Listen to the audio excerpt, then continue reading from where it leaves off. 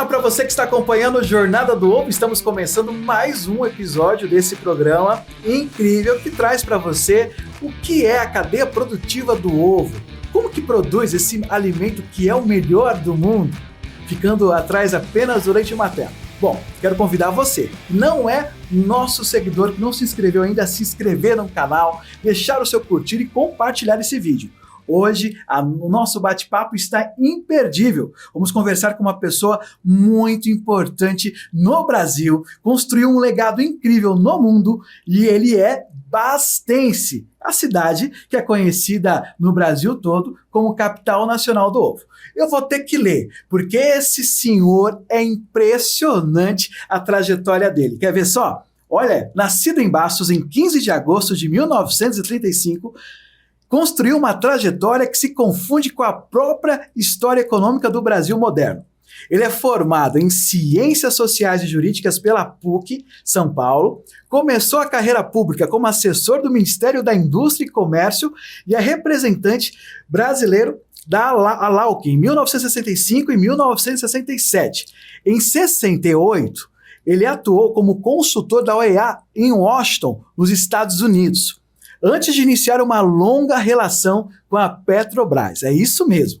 Primeiro, como diretor comercial e financeiro. Depois, ele foi ministro de Minas e Energia, em 1974 até 1979. E, por fim, como presidente da companhia em 1979 e 1984.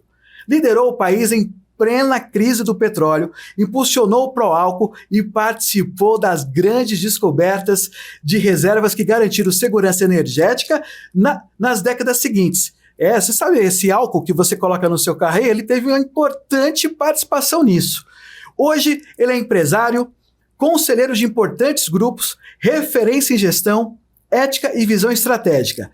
No Jornada do Ovo, hoje eu recebo Shigeaki Ueki, que retorna à sua terra natal para compartilhar lições importantes para a nossa avicultura, para o nosso povo. Seja bem-vindo à capital do ovo, Shigeaki Ueki. Que honra receber um bastense de tanto prestígio assim, né? Muito obrigado, é com grande prazer que tenho essa oportunidade de conversar com a Sociedade Rural de Bastos. Como ouviram, nasci em Bastos em 1935, numa época que a cidade estava em expansão, mas enfrentando durante décadas muitas dificuldades.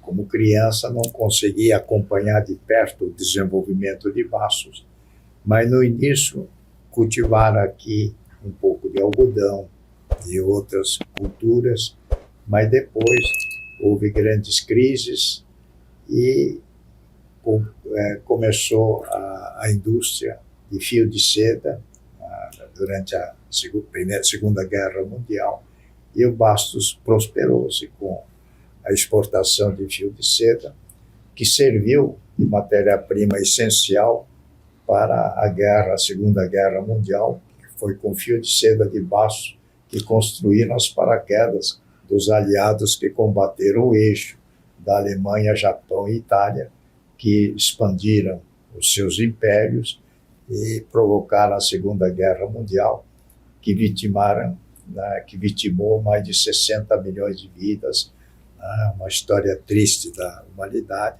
do século passado, e o Bastos foi um grande fornecedor de fio de seda na época.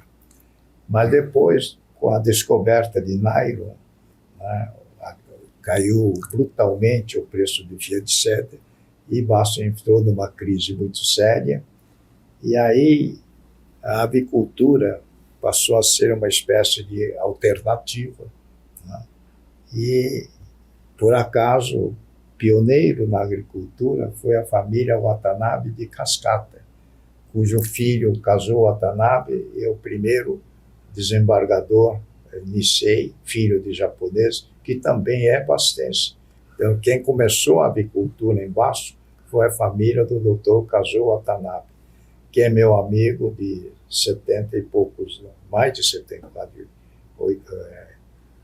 quase 80 anos, porque nós estudamos juntos no ginásio São José de Baço, onde nós nos formamos no primeiro ciclo ginasial em 1950. Somos amigos e viemos hoje juntos, porque ele está recebendo a visita de um primo dele do Japão, e ele fez questão de trazer o primo para Bastos. Ele vai estar muito ocupado nesses 2 dias, mas eu me prontifiquei ao Tiago de participar desse podcast para conversar um pouco sobre o nosso Brasil, nosso país. Tá? Então, estou à disposição para qualquer pergunta que me fizer. Perfeito. Será um grande prazer responder o que estiver ao meu alcance. Bom, eu fiquei até com a boca seca de tantos requisitos que eu coloquei aqui para falar sobre o senhor, uma figura realmente ilustre, que contribuiu e contribui muito para o nosso país, né, deixando aí um legado incrível e único. Então, estou muito honrado em poder entrevistar o senhor nesse início do podcast Jornada do Ovo. Acredito que a nossa audiência vai lá para cima, então se você ainda não compartilhou, se você ainda não segue o nosso canal, se inscreva, porque é muito importante ter você com a gente, porque é você que nos motiva todos os dias. E Bastos, o senhor sabe que é o maior produtor de ovos, mas o senhor falou algo muito importante. Nós não podemos esquecer de como tudo começou. Primeiro, começou com os japoneses chegando aqui em Bastos, né, senhor Ueki?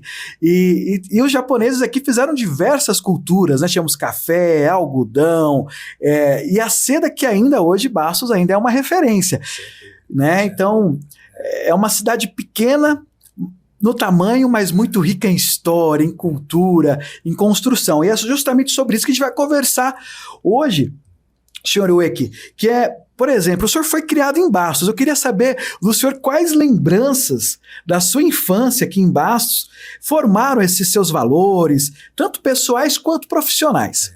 Eu acho que nós tivemos uma grande felicidade, pessoas que nasceram mais ou menos na minha época, porque terminado o curso, primeiro curso primário, né, grupo escolar na época, durante o governo Getúlio Vargas, foi um governo que durou durante 15 anos, mas um governo que fez muita questão, né, de ter o ensino primário com um certo rigor, diria até um rigor militar.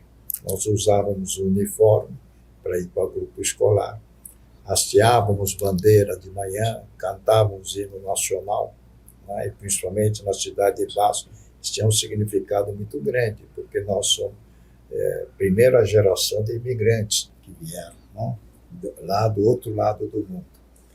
Mas terminado o curso primário, nós tivemos uma grande felicidade de termos aqui padres franciscanos que vieram do sul e criaram o ginásio São José de Bastos.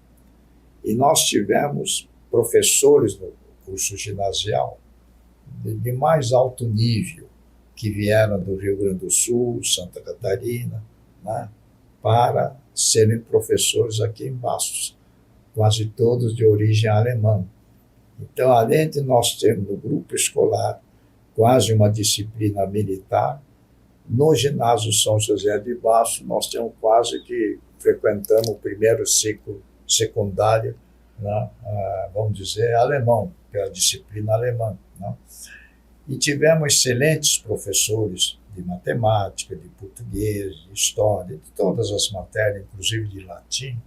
Isso que permitiu, no meu caso e do meu amigo, até hoje, desembargador Kazuo Watanabe, nós ingressarmos na Faculdade de Direito sem muitos problemas, né? Sem muitas dificuldades. Então, nós temos que nos considerar que em Bastos nós recebemos educação de primeiro mundo, de certa forma, né? E acho, já tocando sobre grandes problemas do nosso país, considero o problema do país, nós temos muitos problemas, por isso que nós não somos um país desenvolvido, apesar de termos todos os recursos para sermos desenvolvidos, mas não somos. Porque, em primeiro lugar, falta muito a disciplina do nosso povo. Você não vê um comportamento responsável de cada cidadão.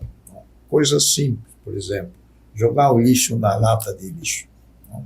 Então, você andando pela cidade, é muito triste ver que um ato simples como esse, mesmo tendo lata de lixo, não joga no lixo e joga em qualquer lugar.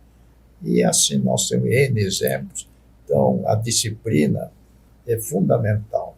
Por exemplo, por causa do meu trabalho, tive que viajar pelo mundo inteiro.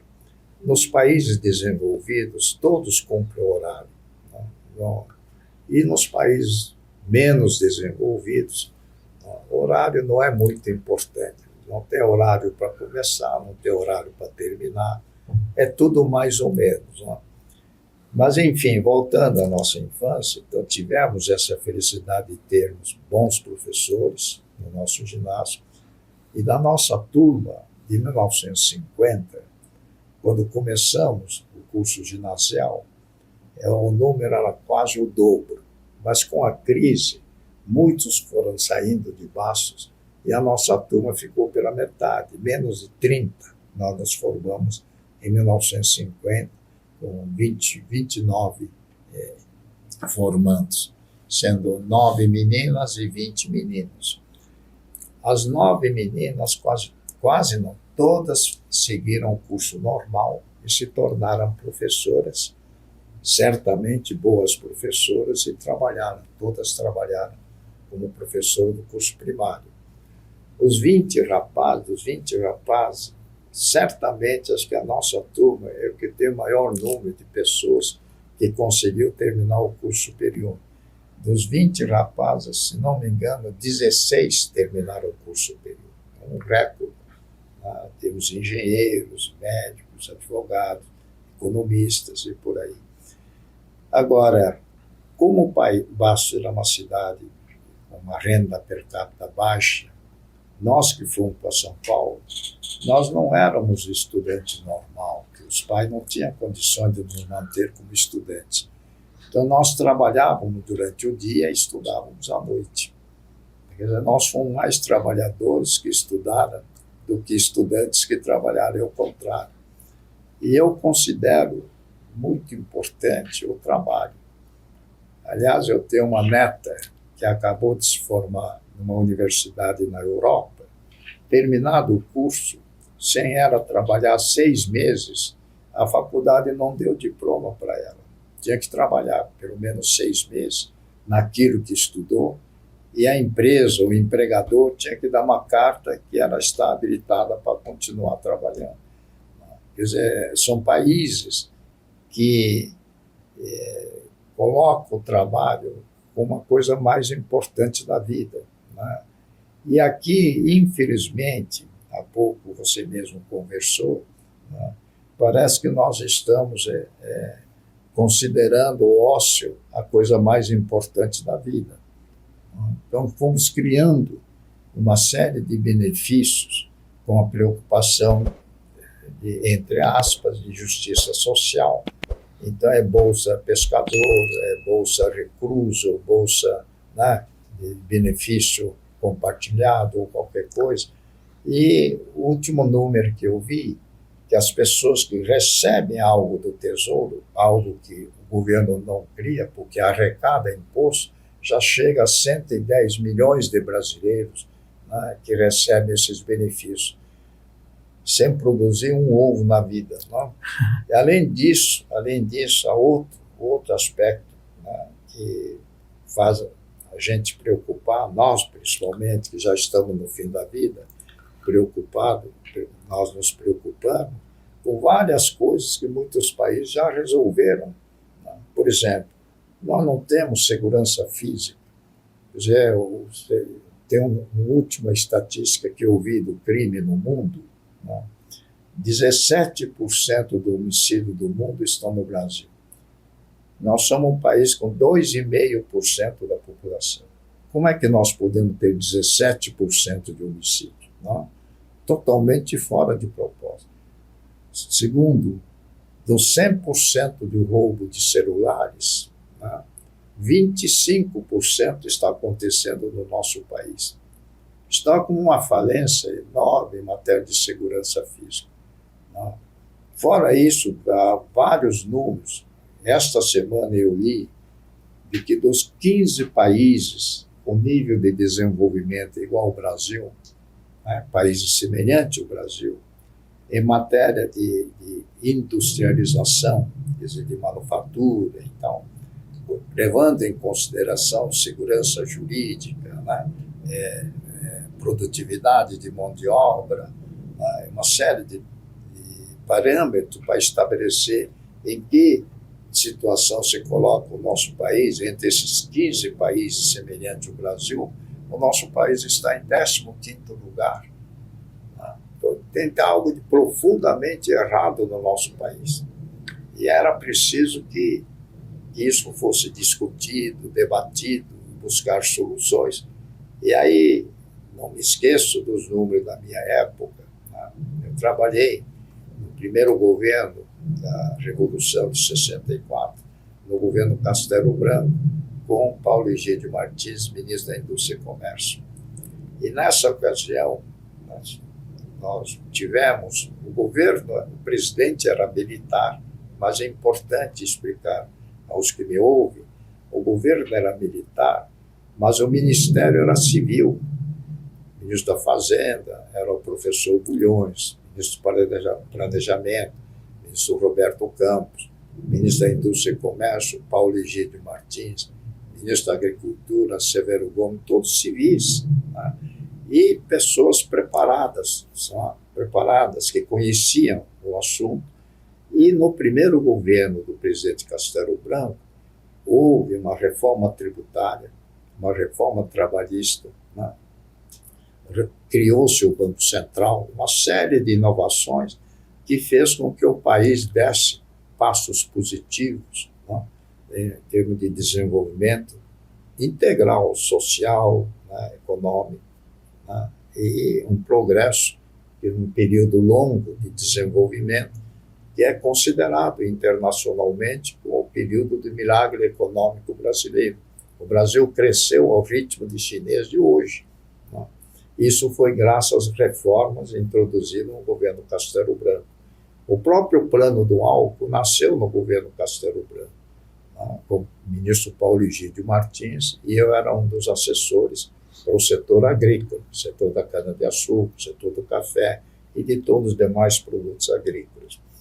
E nessa ocasião, nós constatamos que o fato de nós protegermos excessivamente a lavoura cafeeira e a agroindústria canavieira, nós estamos criando uma guarda-chuva para os nossos produtores, né, que é uma coisa que é meritória, o governo tem que defender os interesses dos nossos agricultores, mas essa guarda-chuva excessiva, né, permitiu que os países em condições semelhantes ao nosso país começassem a produzir café que não produzia, começassem a produzir açúcar que não produzia, e com isso começaram a surgir competidores no mundo inteiro, e a posição do Brasil de liderança, né, foi perdendo ano a ano a sua posição, e já naquela época já tinha países que produziam mais cana-de-açúcar do que o Brasil. Nossa! Então essa política de proteção excessiva, né, faz com que o setor deixa de inovar, deixa de melhorar a produtividade, etc. O senhor acredita que o empresário, o empreendedor, o produtor rural ele precisa de mais liberdade? Claro, eu sou a favor do livre mercado. E eu vou dar um argumento que vale a pena comentar. Eu, como jovem, estudante, né, de uma família humilde, normal, toda pessoal de baixo, não tinha ninguém, gente rica em baixo, né? E, claro, que nós, no começo, na juventude, você começa a se preocupar com os problemas sociais, quando você vê um amigo, não, uma família passando necessidade, você acha que o governo tem que fazer alguma coisa para ajudar essa família, e tem que ajudar mesmo. Aí, para ajudar, há dois caminhos, né? Isso em qualquer coisa. Uma é o velho ditado popular, ou você dá o peixe, ou você ensina a pescar, né? Tem essas duas alternativas.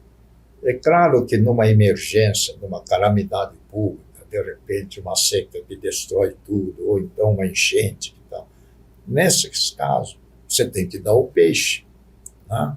Mas se não é resultado de uma calamidade, é muito mais importante ensinar a pescar. Nem que no começo você vai pescar lambari, daqui a pouco ele está pescando dourado. Mas tem que ensinar a pescar. Vai evoluindo, né? Pois é.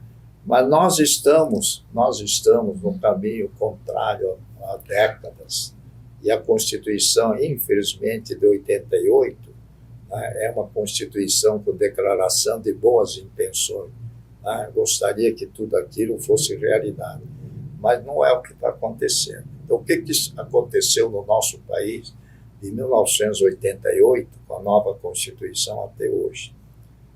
Recentemente, há 3, 4 meses atrás, uma pessoa que eu respeito muito, aliás, ele tem a nossa idade, né, o professor Ives Gandra Martins, junto com o vice-governador de Amazonas, escreveram, né, que Brasil é esse, quer dizer, com dados sobre os últimos 30, 35 anos. E o que me chamou a atenção desse livro é o seguinte, que nos 35 anos, 30 e poucos anos, esse período depois de 88, tá, o mundo cresceu, todo mundo, 350%. 350% foi o crescimento. Os países desenvolvidos, como G7, Estados Unidos, países da Europa, Japão, né, esses países cresceram um pouco menos de 300%. Os países similares ao Brasil, como a China, a Coreia do Sul, países africanos, principalmente a África do Sul, Ruanda, etc., e todos os países da América Latina, cresceram 550%. E o nosso Brasil, com toda a potencialidade, cresceu somente 150%. Eu sou um brasileiro frustrado, porque eu participei durante perto de 20 anos no setor público. Deixei de trabalhar no setor público em 1984, começando em 64, 65, são 20 anos. Eu sonhei que na virada do século, e já faz 25 anos, o nosso PIB per capita seria igual de Portugal ou da Espanha. E tudo indicava para nós sermos igual a Portugal e Espanha. E hoje nós somos 1/3 ou 1/4 do PIB deles. Quando eu visitei, chefiei a primeira missão econômica para a China, em 1975, o PIB per capita nosso do brasileiro era 4 vezes o PIB per capita do chinês. Hoje o PIB per capita do chinês é 50% acima do PIB per capita brasileiro. Impressionante. Quando eu fui à Coreia do Sul, chefiando também a primeira missão econômica da Coreia do Sul, o nosso PIB era o dobro da Coreia do Sul. Hoje a Coreia do Sul é 4 vezes o PIB do nosso Brasil. Não tem nada na Coreia do Sul. Conseguiram isso com educação, com suor, com trabalho, né? E é 4 vezes o nosso PIB. E nós, com esse país continental, né, com água abundante, clima altamente favorável, a ponto de nós termos até 3 safras na mesma área, nós tínhamos que ser, já há muito tempo, um país desenvolvido. Aí, se você me perguntar qual é a primeira causa do nosso atraso, quer dizer, nós perdemos o bonde. Eu acho que a primeira, realmente, é nós não fazermos a apologia do trabalho. O senhor acredita que precisamos... Hoje, por exemplo, tem uma senhora deputada que está sugerindo nós termos um regime de trabalho de 4x3. Trabalhar 4 dias e descansar 3 dias. Meu Deus do céu, quer dizer, como é que nós podemos ser desenvolvidos com esse tipo de pensamento? Né? Então, eu acho que nós precisamos fazer, em primeiro lugar, a apologia do trabalho, a necessidade do trabalho. Infelizmente, nos últimos anos, principalmente, há um desejo, vamos dizer, né? Eu também gostaria que tudo isso fosse possível dessa forma, é ampliar o crédito, né, com crédito consignado, crédito disso, crédito daquilo, e ampliar o consumo. Isso daí, os economistas costumam dizer que você pode ter um crescimento com crédito e consumo, mas claramente um voo de galinha, quer dizer, não vai voar por muito tempo.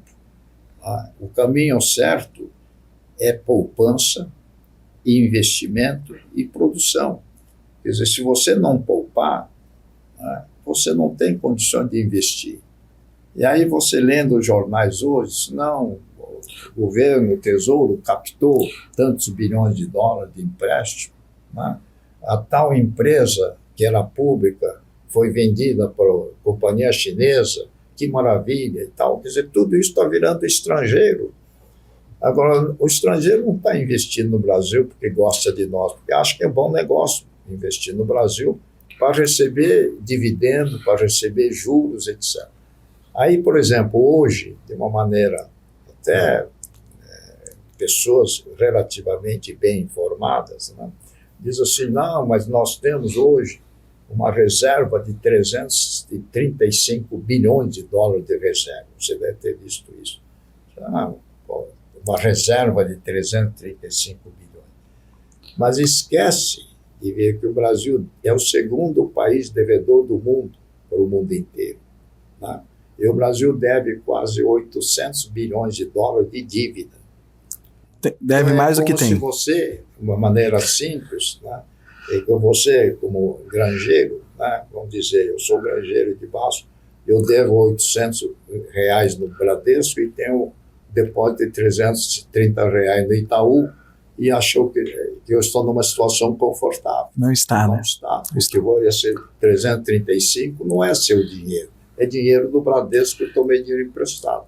Agora, esse número, né, se você fizer o seguinte cálculo, né, que é muito triste, mas temos que fazer esse cálculo, os 800 bilhões de dólares que nós devemos para o mundo inteiro, né, nós estamos pagando juros sobre isso, em média, acima de 6%. É só multiplicar 6 por 8, são 48 bilhões de dólares. Vamos dizer, nós temos que pagar de juros passivos para os nossos credores por ano 50 bilhões de dólares. Os 330 bilhões de dólares que nós temos de caixa depositado em Nova York, em Londres, em Tóquio, na Suíça, devemos estar recebendo, em média, mais ou menos 3% de juros. Porque nós temos que deixar esse dinheiro não aplicado 30 anos, 20 anos, mas disponível, porque o país precisa ter disponibilidade em dólar, em euro, em ien, em franco suíço, etc. Se você recebe 3% em cima de 330 que você tem no Bradesco, você tem mais ou menos 10 bilhões de dólares de juros ativos que você ganha. Mas os 800 bilhões de dólares que você deve dinheiro, você tem juros passivos de 50. Aí, quanto é que você no fim do ano tem de juros a pagar? 40 bilhões de dólares, tá certo? Esse 40 bilhões de dólares é mais ou menos hoje todo o trabalho do setor agrícola, e agora o ovo está contribuindo, porque o ovo subiu muito de preço por causa da gripe aviária nos Estados Unidos, e o Brasil está exportando uma quantidade crescente de ovo, fantástico, muito bom, né? Está ajudando a nossa balança comercial. E na balança comercial, o que nós temos, né, de saldo positivo, de mais ou menos 50, 60 bilhões de dólares por ano, é para pagar juros desses empréstimos do mercado e que o Brasil tomou de emprestado. O Brasil, setor público, privado, todos nós brasileiros tomamos dinheiro emprestado nesse montante de 800 bilhões. Aí você tem um segundo, outro aspecto. Quando nós estávamos no governo, quase todos os aviões das companhias aéreas nossas eram de propriedade nossa. Nós comprávamos aviões. As plataformas da Petrobras eram nossas. Os navios da Petrobras, da Vale do Rio Doce, eram todas nossas. Então, nós é que comprávamos. Hoje não, hoje é tudo alugado, tudo liso. Então, além dessa dívida, nós temos um ativo, um grande número de ativos que nós estamos alugando dos capitalistas internacionais. E o que você paga em dólares para esses equipamentos são outros 40, 50 bilhões de dólares por ano. Fora isso, cada vez mais nós temos uma presença muito maior das empresas estrangeiras que foram comprando as empresas brasileiras em dificuldades. Não? Tanto que praticamente quase não tem mais indústria brasileira. Passou a ser, você vai no supermercado, o que você tem de fábrica brasileira, pertencendo a brasileiros que têm lá os seus produtos. Não? Então, esse estoque de capital estrangeiro investido no Brasil para fabricar chocolate, biscoito, macarrão e tudo, né, ultrapassa $1 trilhão. E esse $1 trilhão, se eles esperam um dividendo, vamos dizer, de 5%, 6%, são mais 50, 60 bilhões de dólares por ano. Então, na soma total de entrada de dólar ou saída de dólar, com toda essa atividade, no ano passado, o Brasil ficou negativo em 2,2% do PIB em matéria de dólar. O que isso significa? Significa que os nossos filhos e netos, cada dia que passa, estão cada vez mais endividados. Nossa. Ao passo que, então, será que isso é regra permanente, definitiva para o nosso país? Não. Eu, como brasileiro e participando de quase 20 anos do governo, sonhei em ser credor neste mundo. Né? E era perfeitamente possível ser credor. Né? E essa forma de pensar é que nós precisamos, né, educar os nossos homens públicos. Por exemplo, na nossa época, os gastos do setor público, o que o setor público gastava, né, para manter o legislativo, a Câmara dos Vereadores, a Prefeitura com seus serviços municipais, né, na área da educação, da saúde, né, e na área estadual e federal, quer dizer, todo o gasto do setor público, praticamente, da década de 70 para hoje, quase dobrou. Né? Era um custo mínimo, né? Aí o setor privado, a atividade privada, o espaço foi diminuindo e hoje, então, você tem esse número, eu não quero nem acreditar nesse número, que estão recebendo benefício do governo ou como aposentados ou como na atividade, né, como servidor público, federal, estadual, municipal, e também os aposentados, eu também sou um aposentado, mas esses que recebem do governo já somam 110 milhões de brasileiros. É muita gente, né, senhor Henrique? Bom, aí, coitados... Metade do país quase, né? Coitados que estão trabalhando, né? E aí o que está acontecendo? Como os encargos sociais são elevadíssimos, e também, como também a legislação trabalhista é extremamente rígida, né? Aí o que está acontecendo? Então, está havendo atividades, né, assim, de ambulante, né, o diarista, não quer entrar na formalidade. Então, nós estamos criando... A formalidade hoje é muito cara, né, senhor Isso, o ônus é tão grande, né, que a informalidade está crescendo. E eu estou muito preocupado com a reforma tributária que vem aí, porque já estão falando com a maior naturalidade que a IVA no Brasil pode chegar a 28%. Aí, com 28%, vai ter mais informalidade. Aí até corre o risco de ser preso para não pagar os 28%. Então, eu acho que está faltando no nosso país, né, urgentemente, para sintetizar essa parte, primeiro, uma apologia do trabalho, uma apologia da poupança, do investimento e deixar de ser devedor e passar a ser credor. Mesmo que você passe alguns dias sem comer, Vamos ser credor do que ser devedor. Né? Mas nós não estamos assistindo esse filme, não. Infelizmente, nós fazemos... Veja só ultimamente, isso dói muito para mim, né? Para quem acompanha esses números com preocupação, tem realizado hoje no circuito Elizabeth Arden reuniões em Nova York, em Londres, em Paris, em Roma, para debater os problemas brasileiros. E vão autoridade, vão deputados, senadores, ministros do Supremo, né? E homens, empresários, fazendo reuniões em Nova York para discutir problema brasileiro. Meu Deus do céu, por que não se faz no Campo de... Faça em Bastos essa reunião para discutir o problema brasileiro, né? E não em Nova York, ou Londres, ou Roma. Né? E aí, realmente, o que o Brasil, por exemplo, gasta com turismo externo é um absurdo. O senhor acredita que, por exemplo, nós brasileiros temos muito aquela síndrome de que nós não prestamos, que lá fora é melhor? Eu estive no Japão, né? Isso.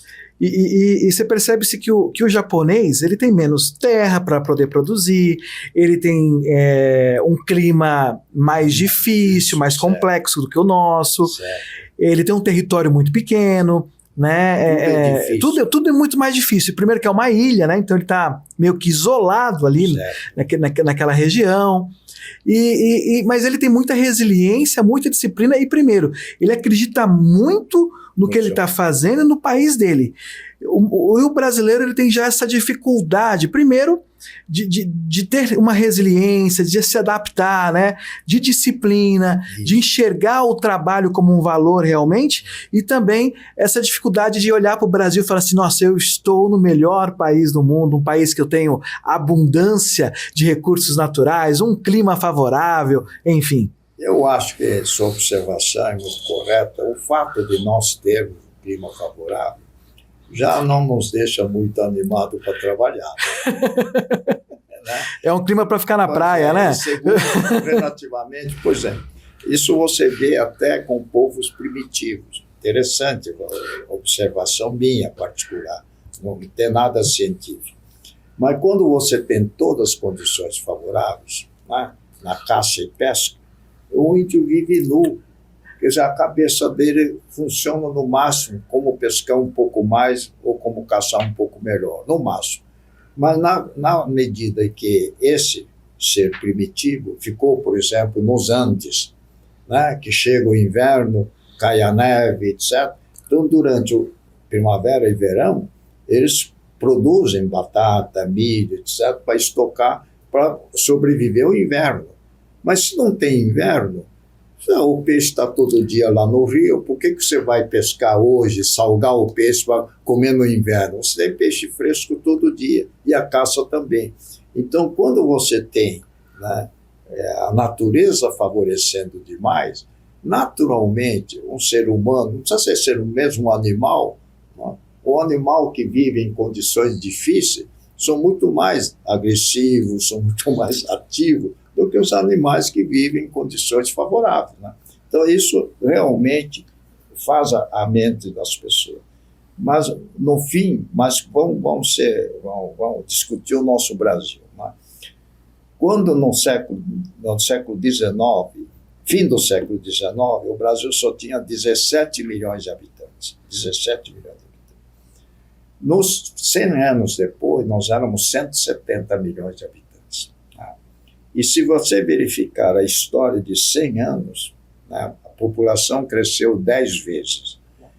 E foi um dos países que mais cresceu no mundo economicamente. Primeiro porque a população cresceu 10 vezes. Mas nosso país teve, durante 2 períodos, recebemos imigrantes da Europa e da Ásia, depois da Primeira Guerra Mundial, povos que sofreram uma guerra, né? E viram seus países destruídos, disseram, não, eu não quero mais ficar, né, no meu país, eu vou procurar um mundo novo. E esses imigrantes que vieram, depois da Primeira Guerra Mundial, vieram muitos empresários, muitos capitalistas, não capitalistas com capital, mas com conhecimento, né? Então, se você verificar as indústrias brasileiras, que nasceram depois da Primeira Guerra Mundial, principalmente de origem italiana, alemã e tudo. Depois você pega a Segunda Guerra Mundial, também recebemos um grande número de imigrantes.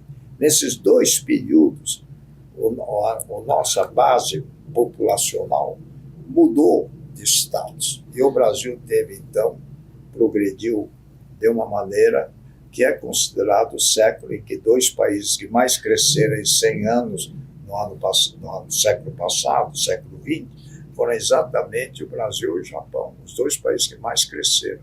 O Japão começou com 40 milhões de habitantes, terminou com aproximadamente 100 milhões, né? E o Brasil com 17 milhões e 170 milhões, mas foram dois países que, em termos econômicos, o PIB do Brasil e do Japão, foram dois países que cresceram de ritmo mais ou menos no patamar de 4% por ano durante um século. Mas entrando neste século, aí tem dois números.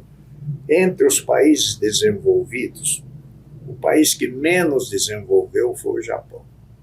De 1990 até estouro da bolha do Japão, 89, 90. Na década de 80 houve um oba-oba no Japão, de repente considerou-se o nosso PIB é maior do que o americano, nós somos credores, os americanos são devedores, né? Aí quando todo império, quando acha que atingiu o apogeu, começa a decadência. O Japão, a partir de 90, até hoje, de certa forma, eu nunca ia imaginar que o PIB per capita do coreano fosse superar o PIB per capita do japonês. E superou, né? Então, essa é a história de um país desenvolvido, o Japão, que durante 30 anos praticamente ficou meio estagnado. Cresceu, mas bem menos do que os outros. E o Brasil, entre os países subdesenvolvidos, também a mesma história. Bom, mas voltando, eu vou para falar sobre a apologia do trabalho. Eu sou o primeiro filho de uma família, né, de comerciante pequeno aqui de Baços, e como primeiro filho, eu sofri muito com o rigor do meu pai, né, um rigor fora do normal. Ele era não somente espartano, né, não cacique espartano, né, mas enfim, eu tinha certas obrigações antes de ir para a escola já, né, por exemplo, varrer o quintal antes de ir para a escola. E se não varresse o quintal, eu não podia nem ir para a escola. Voltando da escola, eu tinha a obrigação de varrer a loja, colocar em ordem tudo, certas obrigações diárias. Depois de adulto, eu agradeço muito a educação que o meu pai me deu nesse sentido de cumprir as deveres. Pequenas obrigações, mas com absoluto rigor. Então, durante a minha vida profissional, antes vou fazer um comentário, se você me perguntar se eu tinha sonhado em ser diretor financeiro, comercial e financeiro da Petrobras, eu nunca sonhei em ser. Se sonhado em ser ministro, nem passou pela minha cabeça. Ser presidente da Petrobras, ainda ser presidente da Petrobras, primeiro civil presidente da Petrobras. A Petrobras foi fundada em 1953 e até 79 só teve generais de 4 estrelas. E sabe quando o presidente Figueiredo me convidou para ser presidente da Petrobras, sabe quem foi contra? O presidente Geisel. Achava que o civil ainda não tinha condições de ser presidente da Petrobras. E o Figueiredo bateu o pé e disse, não, eu acho que o EC tem condições. E eu fui o primeiro civil presidente da Petrobras. Não.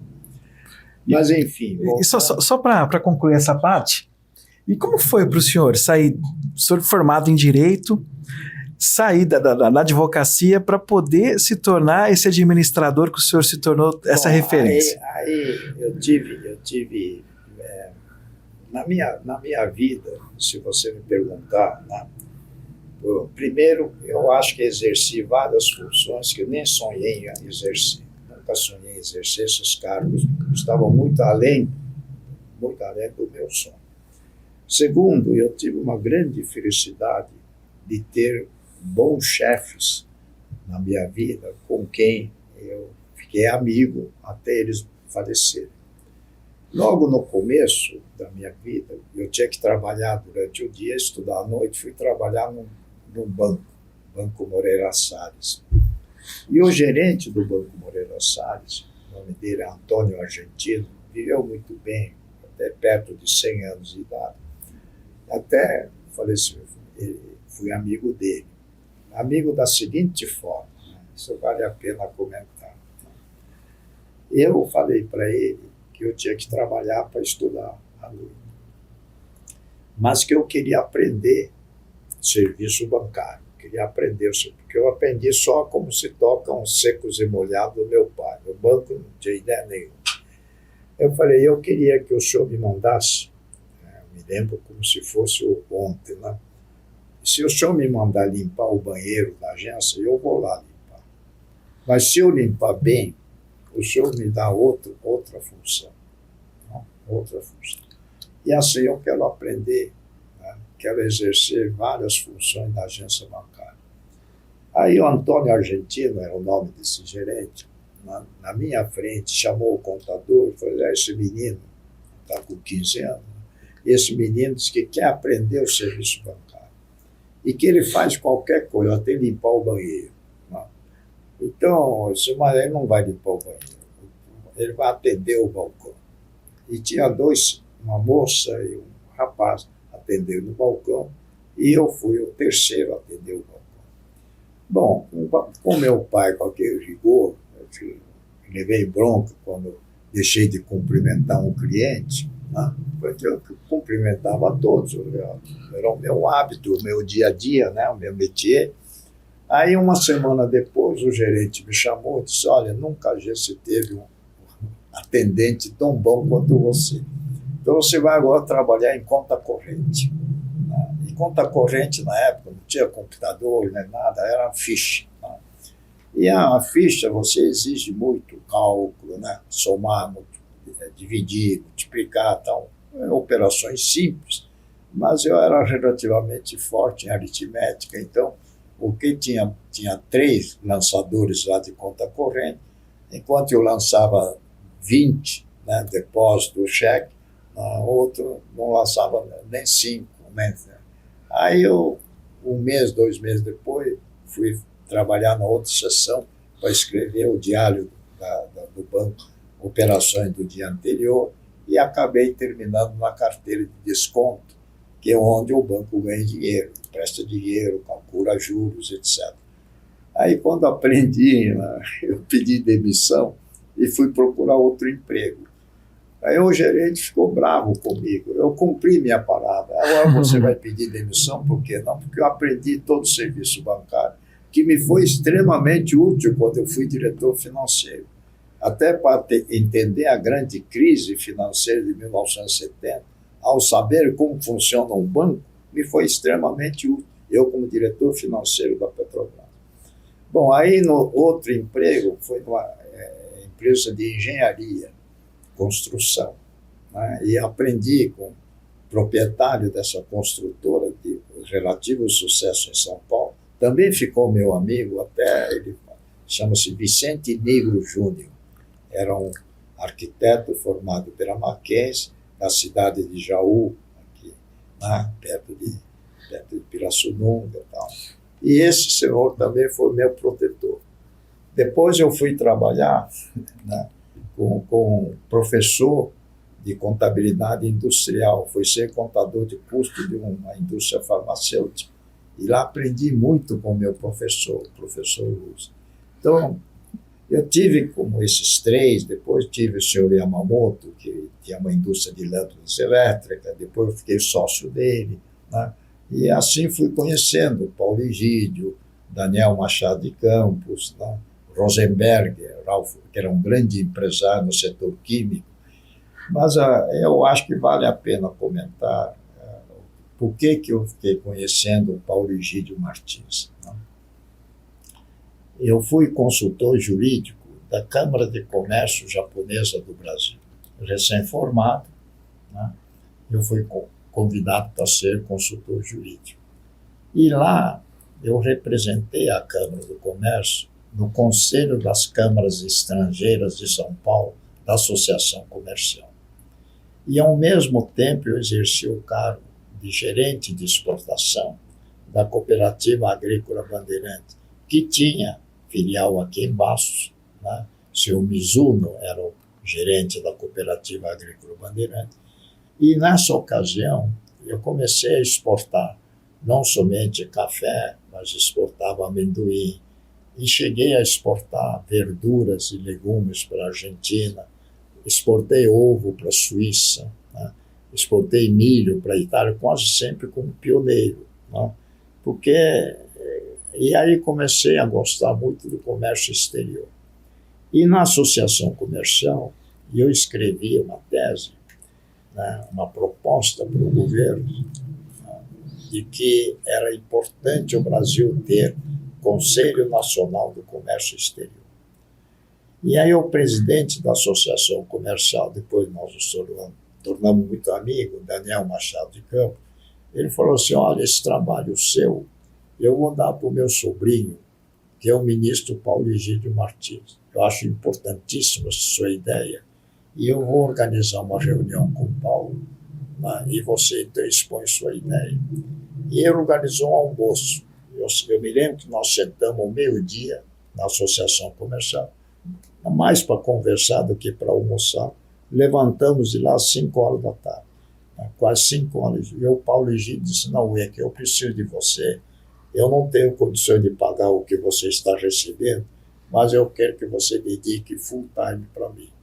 Nessa hora eu fiz uma opção. Né? Eu ainda estava com 1970, estava com 31, 32 anos de idade. Falei, bom, eu tenho uma vida pela frente, né? Já estava relativamente bem.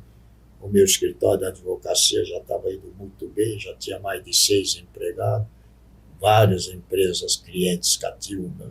E sócio do seu Yamamoto na indústria e tudo. E aí eu resolvi largar tudo e fui trabalhar com o Paulo Egídio, no governo Castello. Aí que nasceu o Plano do Álcool, quando nós reformulamos toda a indústria, a agroindústria canavieira do país, que tinha cota para a produção de cana-de-açúcar, acabamos com essa cota.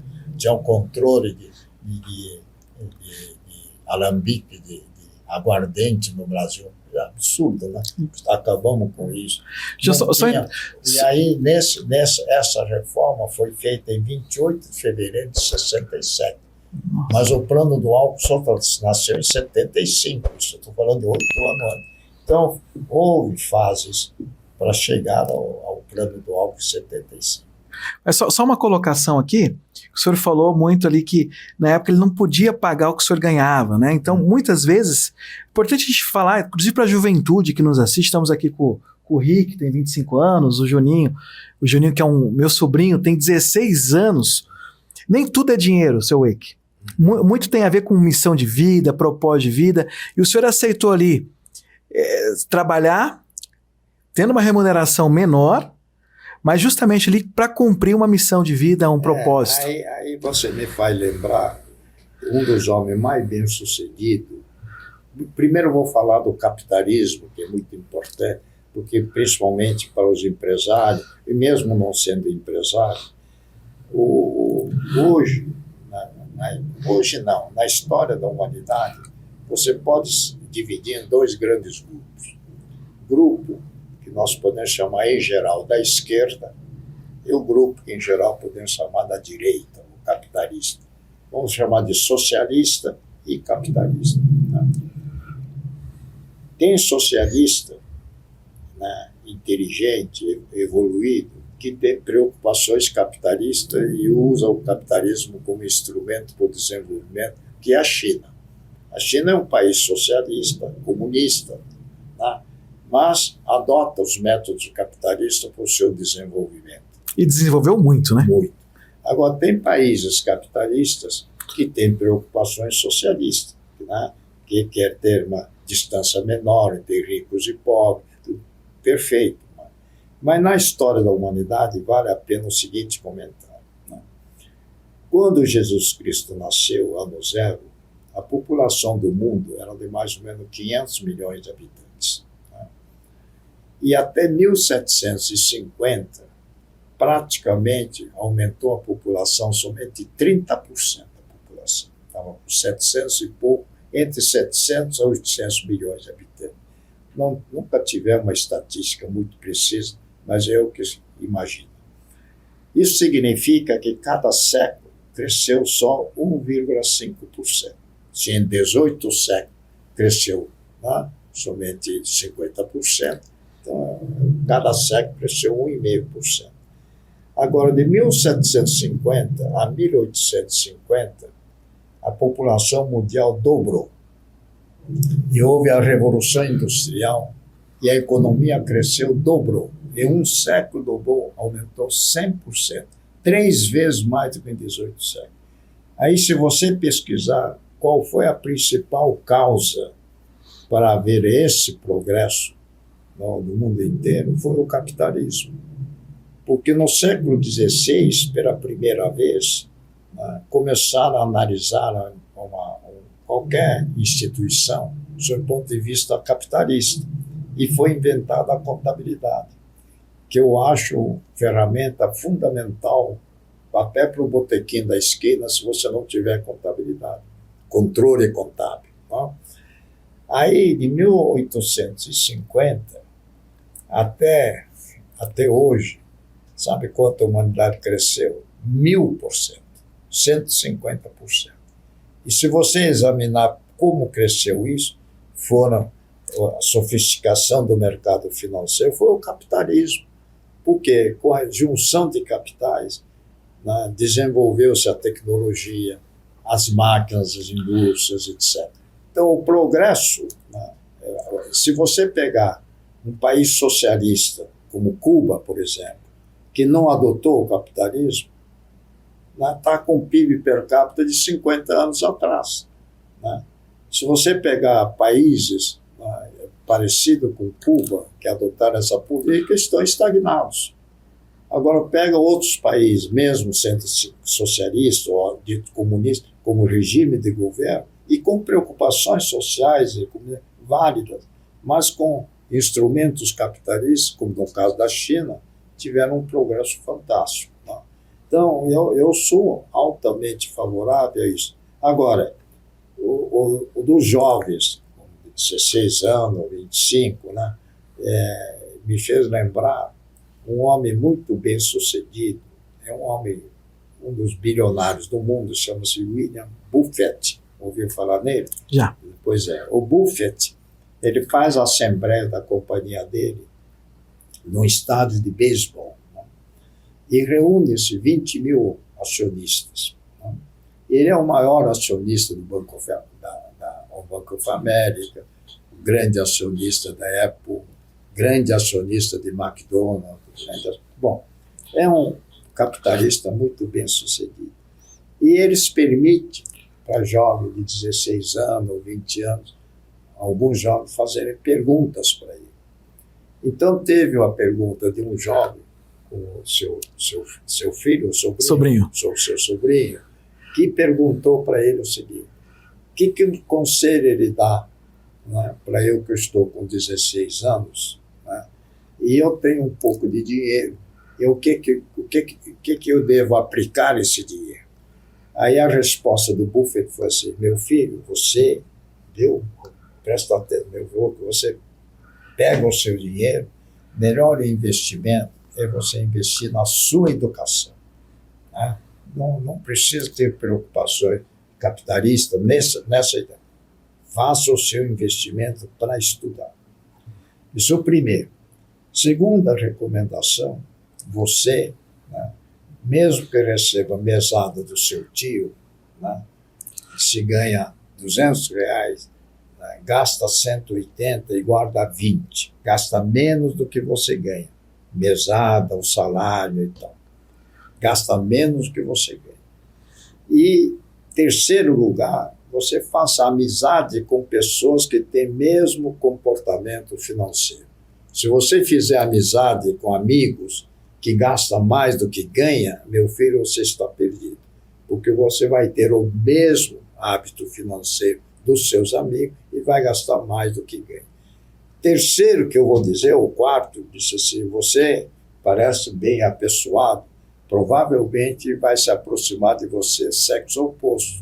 Agora, se você namorar com uma mulher que não tiver um controle financeiro e gastar mais do que ganha, meu filho, você está perdido, a sua vida acabou aí, porque você vai passar a vida inteira endividado. Agora, depois que você se formar, veja a recomendação dele, depois de você se formar, mesmo sem dormir, mesmo sem comer, junte $100.000.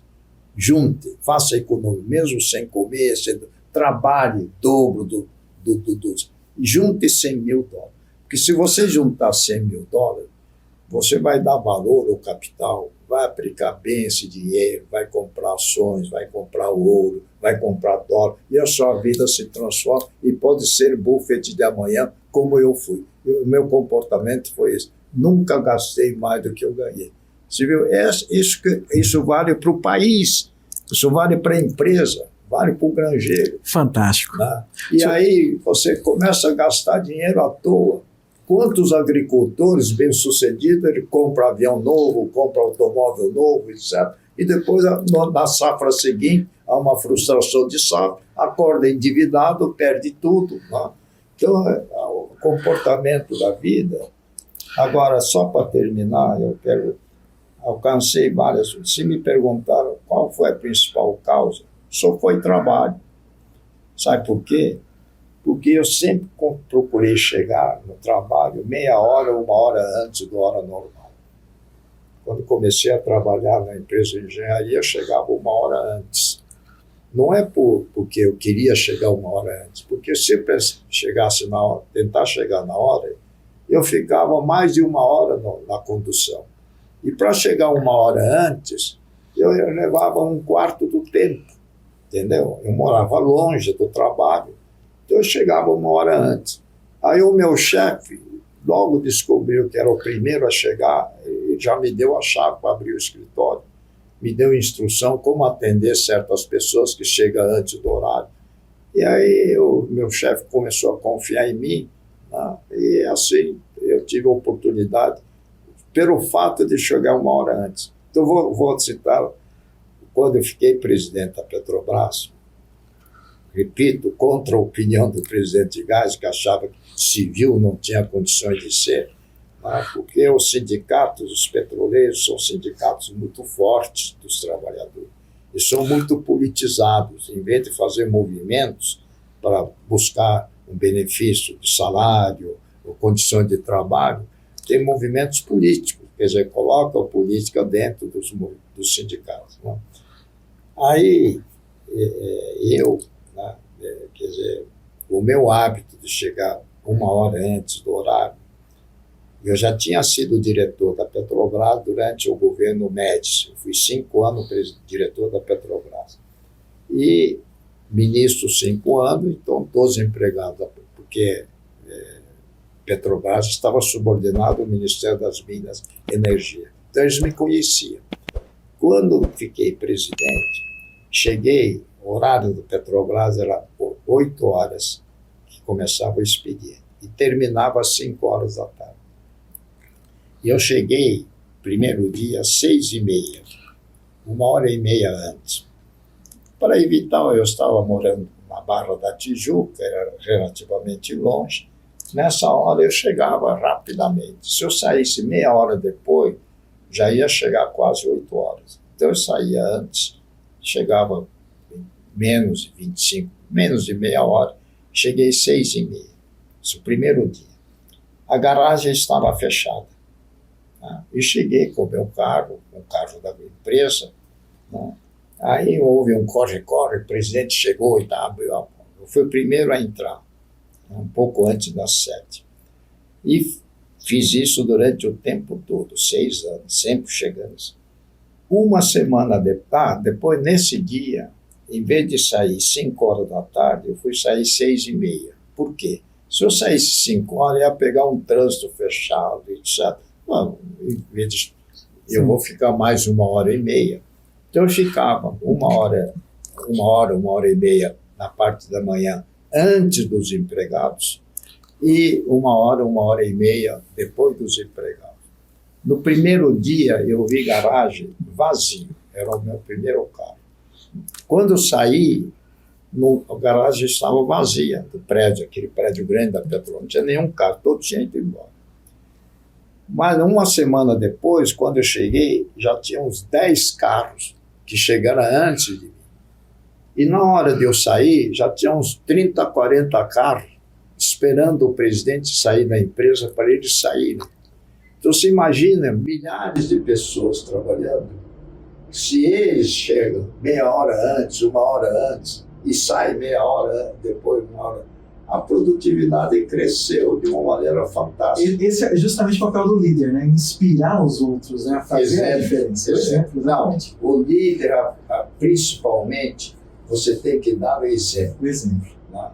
Por exemplo, eu, quando fui nomeado ministro, determinei o fechamento dos postos de gasolina nos fins de semana e estabeleci limite máximo de velocidade na rodovia a 80 km por hora, que é uma diferença de consumo muito grande por quilômetro rodado. Se você andar 80 km, consome bem menos. E isso era porque você tinha uma crise de energia naquele período, né? Uma crise terrível. Quando eu fiquei diretor da Petrobras, cheguei a comprar um barril de petróleo por $1 o barril. Abaixo de $1 o barril.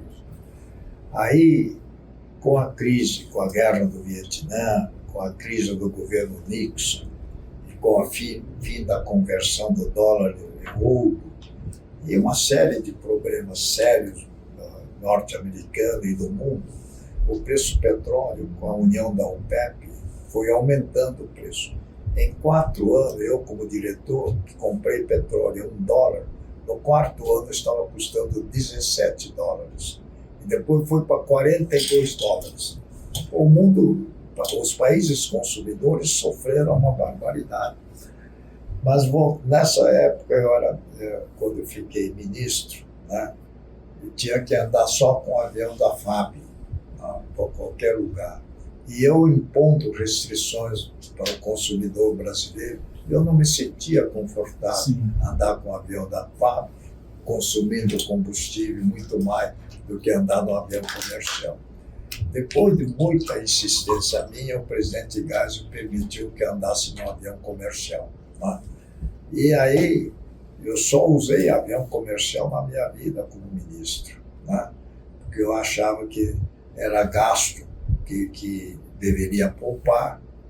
E aí também houve com o ministro vários fatos. Um que eu gosto de citar, logo que assumi o ministério, recebo o diretor administrativo dizendo: olha, nós temos aqui projeto para construir o anexo do ministério, ao lado do nosso prédio, lá em Brasília, o outro do mesmo tamanho, anexo, porque nós precisamos desse anexo pelo número de funcionários que nós temos. Mas já está no orçamento, é só o senhor assinar para nós fazermos concorrência. Eu falei: pera lá, eu não vou decidir isso agora, estou assumindo o ministério agora. Então, na semana que vem, né, eu vou conversar com o senhor a respeito desse assunto. Aí, na semana seguinte, chamei ele de manhã cedo. Né, ele pensou que eu já ia assinar, autorizar a abertura da concorrência. Ele disse: não, eu quero agora, vamos subir. Eu quero visitar o prédio inteiro do meu ministério. Assumi o ministério, sou ministro, eu quero conhecer. Né? Aí subiu, o gabinete do ministro estava no 8º andar, subiu para o 9º andar. Lá tinha a Procuradoria da Justiça, tinha a área financeira, divisão financeira, etc. Bom, bruta deu espaço, tinha espaço aí para colocar mais 10 funcionários em cada sala. E disse: mas nós vamos construir novo prédio, por quê? Não, porque não tem espaço. Como não tem espaço? O senhor acha que esse andar todo, com esse número de funcionários que nós temos que manter nesse patamar? O senhor sabe quanto custa um metro quadrado desse prédio? Só em ar-condicionado, iluminação, etc. Não. Mas quantos funcionários estão lotados aqui? Vamos ver. Né? É assim que comecei a descer do 9º para o 8º. Quando chegou no 7º, esse diretor administrativo: ministro, o senhor tem razão, não precisa construir. Né? Ou então, joga fora esse projeto, né? Porque eu não estou aqui para gastar dinheiro desperdiçar o dinheiro que o brasileiro está pagando com sacrifício, pagando imposto para nós. Aí, aqui veio. Você acha que serviu alguma coisa? Não, construíram logo depois a construir outro prédio. E aí, então, eu vejo quantos desperdícios o setor público. Eu não quero falar da Prefeitura de Bastos, nem da Câmara de Bastos. Mas no Brasil todo, nós estamos num país de desperdício. Você pega o lixo, tem desperdício. Nós vamos aprender a otimizar mais. Senhor Noé, que a gente está quase chegando no final do programa, né? Nosso tempo ainda é um pouco limitado, mas essa conversa está sendo muito construtiva. Já quero já estender o convite para o senhor voltar outra vez para a gente continuar. Mas eu tenho algumas perguntas para o senhor que seriam muito importantes. Né? Primeiro, algo que o senhor não abre mão, dos valores que o senhor não abre mão. Né? O senhor foi ministro, o senhor foi diretor, o senhor foi presidente. E quais os valores que o senhor não abre mão de jeito nenhum e que os empreendedores, os produtores de ovos, os empreendedores do Brasil podem aplicar no dia a dia? Bom, é um pouco diferente. Né? Eu acho que a melhor forma para responder a sua pergunta, você quando exerce um cargo de chefia, pode ser no setor privado ou no setor público. Existem dois tipos de líderes. Né? Tem líderes que não seguem a linha formal do poder. Né? Ouve a opinião da secretária, toma uma decisão. Ouve a opinião do motorista, toma outra decisão. Vai, passa o gerente, né? O responsável. Esse exercício de poder que quase gera uma anarquia numa organização. Esse eu acho que é a primeira lição de uma boa gestão. Né? E, como eu citei primeiro, é o exemplo. Se você não cumpre o horário, você não vai conseguir que os seus subordinados cumpram o seu horário. Então, você é que tem que considerar que todos os seus subordinados vão cumprir a sua atitude. Você falou em honestidade, por exemplo. Se você não tiver um comportamento honesto, toda corporação vai seguir o seu exemplo. Tá? E aí, esse é o primeiro. Segundo, você tem que se cercar de pessoas que você valoriza. Tá? Eu, por exemplo, eu não gosto muito de pessoas arrogantes, acham que sabem de tudo, que sabem, que conhecem. Tá? Geralmente as pessoas que fazem questão de mostrar que sabem, no fundo eles não sabem. Então, vamos dizer, tem 3 candidatos para eu nomear superintendente de um setor importante. 3 candidatos. Aliás, a primeira lição para um diretor, ou presidente, ou para um chefe, é você escolher bem o seu colaborador. Tá? Então, eu gastava muito tempo, vamos dizer, tem 3 candidatos. Qual dos 3 é o melhor para ser? Nada de nepotismo, não porque é parente meu ou parente do meu, nada disso, mas os 3. Aí eu valorizei duas coisas. Primeiro, a humildade.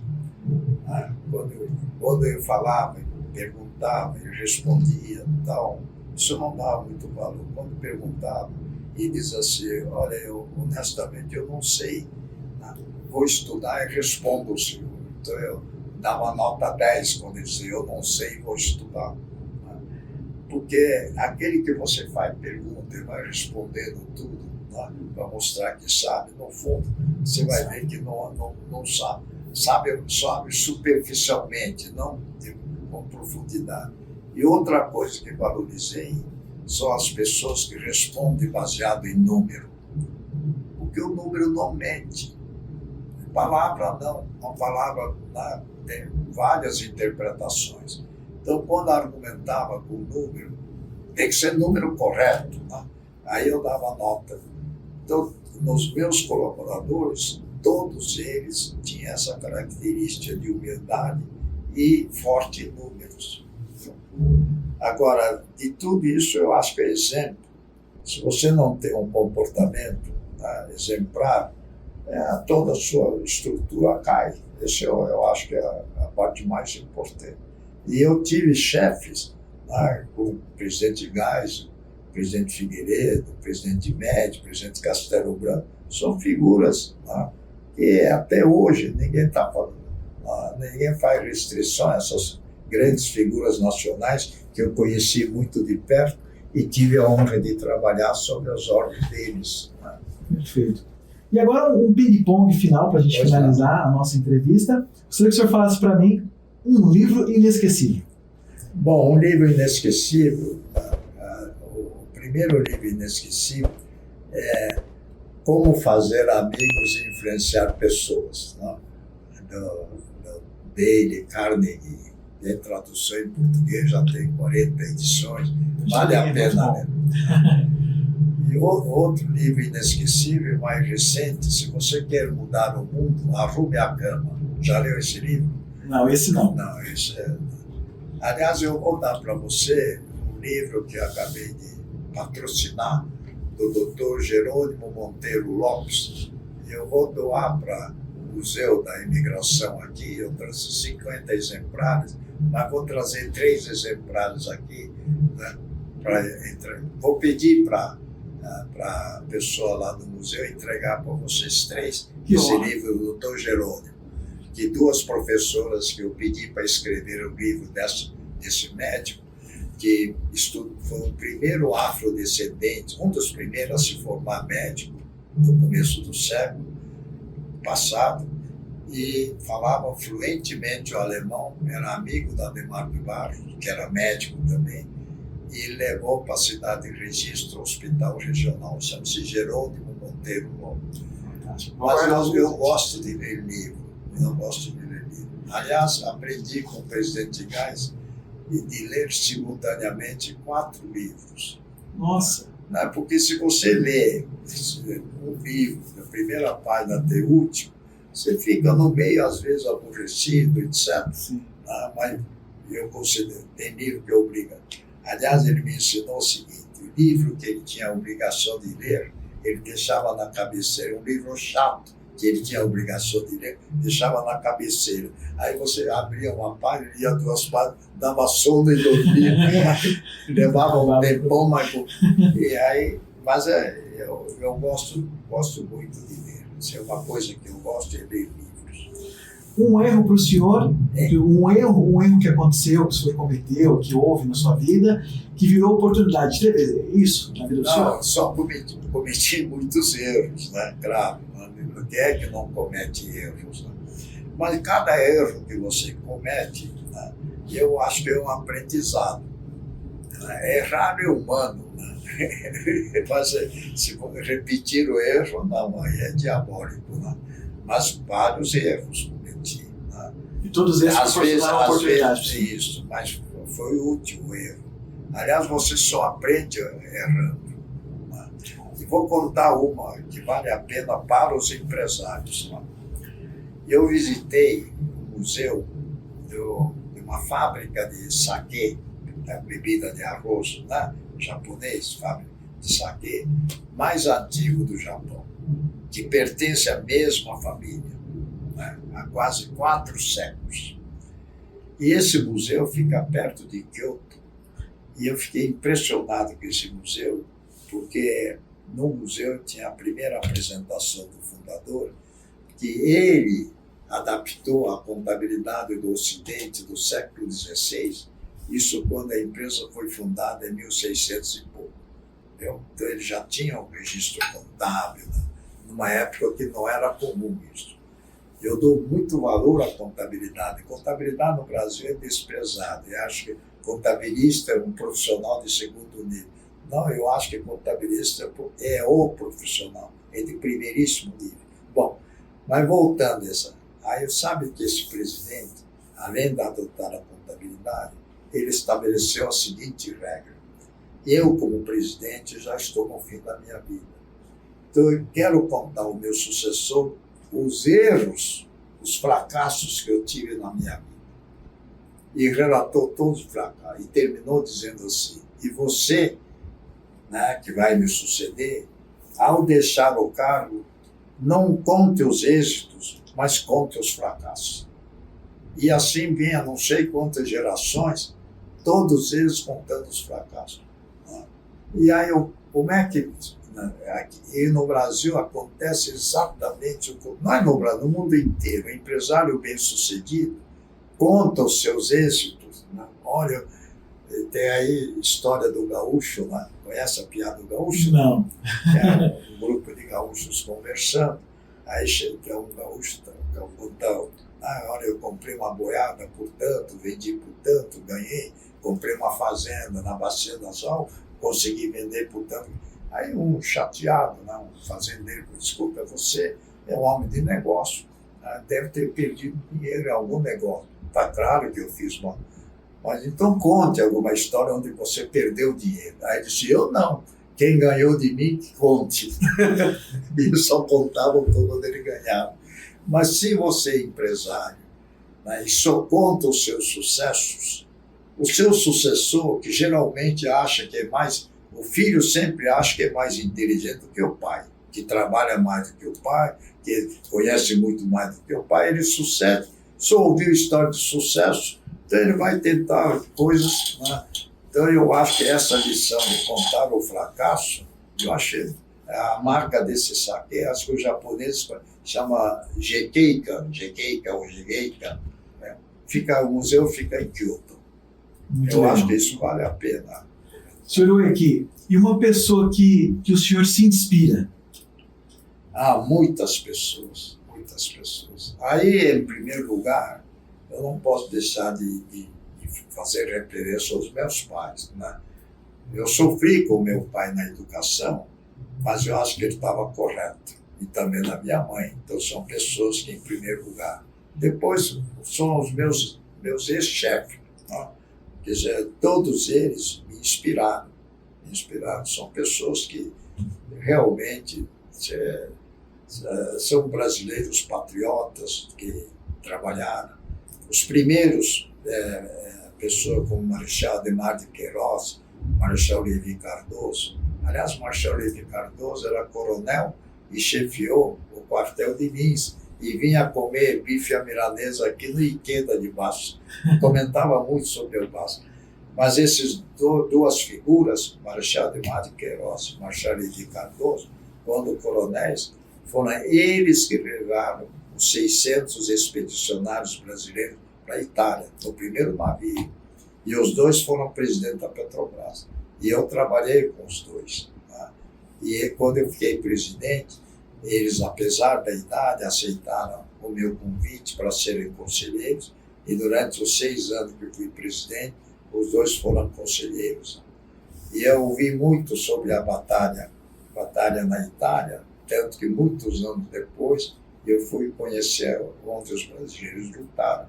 25 mil soldados brasileiros lutaram na Itália. E muitos deles trabalharam até aposentarem na Petrobras. Que bacana. Porque os dois, como ex-combatentes, na fundação da Petrobras, porque muitos eram oficiais de reservas, estavam fazendo o CPOR. Então, terminando a guerra, voltaram e concluíram o curso de medicina, engenharia, advocacia, etc. Aí, quando a Petrobras foi fundada, os dois deram preferência aos ex-combatentes, etc. E lá eu conheci um grande número de colegas na Petrobras que lutaram na Itália. Então, lá, se você visitar lá em Pistoia, você vê que tem um monumento da Petrobras lá, em homenagem aos nossos soldados que morreram na batalha. Sensacional. Essa conversa foi realmente muito inspiradora e com certeza eu aprendi muito com o senhor hoje. Eu queria que só para a gente finalizar, o senhor falasse Bastos em uma palavra. O que significa Bastos para o senhor? Bom, Bastos, toda vez que eu venho, claro, eu me emociono, lembro da minha infância, juventude aqui, é parte da juventude, mas tem uma frase muito boa, que é do Confúcio. Ele falou assim: desgraçado aquele que esquece a cidade ou a região onde nasceu e os amigos da infância. Eu acho que eu nunca fui desgraçado, nunca esqueci da minha cidade natal. Quando casou, meu amigo desembargador casou, disse: olha, teve um primo do Japão quero levar para Bastos. Você vai comigo? Eu falei, claro, eu vou cancelar tudo que eu tenho e vou para Bastos. É o que eu fiz agora. Então, toda vez que eu venho, tenho a sensação que eu estou renascendo. Que bom. Então, não tem lugar melhor do que Então, em uma palavra, é o renascimento. Isso, não tem lugar melhor do que a nossa cidade aqui. Que bom. E como progrediu, está de parabéns. Muito obrigado. Uma mensagem final para a gente concluir. E eu acho que a mensagem final para concluir seria o seguinte: nunca perca a fé no futuro do nosso país.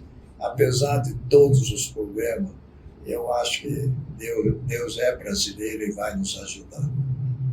Senhor Eck, muito obrigado pela participação do senhor, foi uma honra. E você que está nos assistindo, continue acompanhando o Jornada do Ovo. Se inscreva no canal, compartilhe essa história linda e inspiradora. E espero que o episódio de hoje tenha contribuído ricamente com a sua vida. Um forte abraço e até a próxima. Tchau, senhor Eck. Muito obrigado. Até mais. Foi um prazer.